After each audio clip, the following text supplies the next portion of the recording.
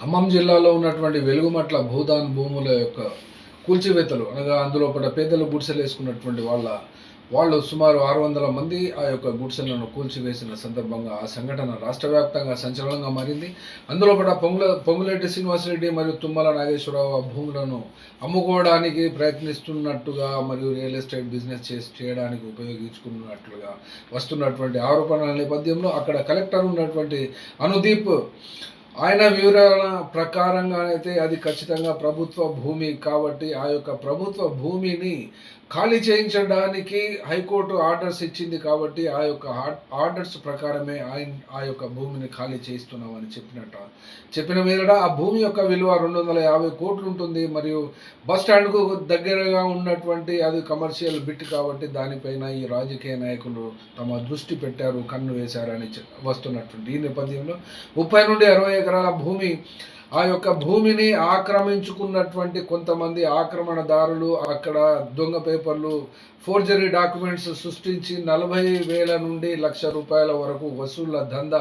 చేపట్టి అక్కడ ఉన్నటువంటి పేద ప్రజలను మోసం చేసినటువంటి ఆ కేసును అక్కడ పోలీసులు కూడా కొంతమందిని అరెస్ట్ చేసినట్టుగా వార్తలు వస్తున్నటువంటి ఆ నేపథ్యంలో బీఆర్ఎస్ పార్టీ కూడా ప్రతిపక్షంలో ఖాళీగా కూర్చోదు కాబట్టి ఈ యొక్క రాజకీయాలలో ఈ యొక్క విషయాలలో సంఘటనలలో ఏలు పెట్టడం అయితే రివాయితీ మామూలే కాబట్టి వాళ్ళు కూడా ఆ భూమి టీఆర్ఎస్ హయాములు అక్కడ పేదలకు పంచిచ్చింది అని చెప్తున్నారు. కానీ అది ఎంతవరకు కరెక్ట్ అనబడేటువంటి అంశమే కనుక చూసినట్లయితే రాష్ట్ర వ్యాప్తంగా ఈ యొక్క భూదాన వివరాలు కనుక చూసినట్లయితే ఇది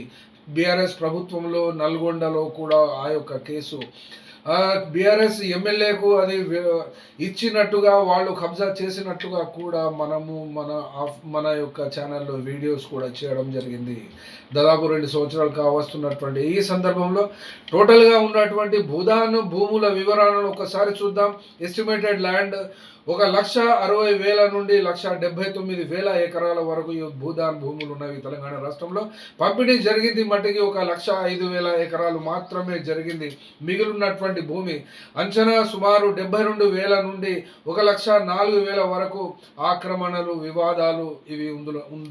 ఇమిడి ఉన్నాయి కాబట్టి మహబూబ్ నగర్లో 41,700, ఖమ్మంలో 30,700, నల్గొండలో 28,000, రంగారెడ్డిలో 21,000, వరంగల్లో 20,000 ఈ యొక్క భూదాన్ భూముల విలువను ప్రభుత్వం ఏమి చేయాలో ఖచ్చితమైనటువంటి స్టాండ్ కనుక తీసుకున్నట్లయితే ఈ యొక్క ప్రజలకు, పేదలకు, తెలంగాణ రాష్ట్రంలో ఉన్నటువంటి వాళ్ళందరికీ న్యాయం జరుగుతుంది. వాళ్ళందరికీ కూడా భూదాన్ భూములను పంచాల్సిందే అని ఖచ్చితంగానే డిమాండ్ చేస్తున్నాము.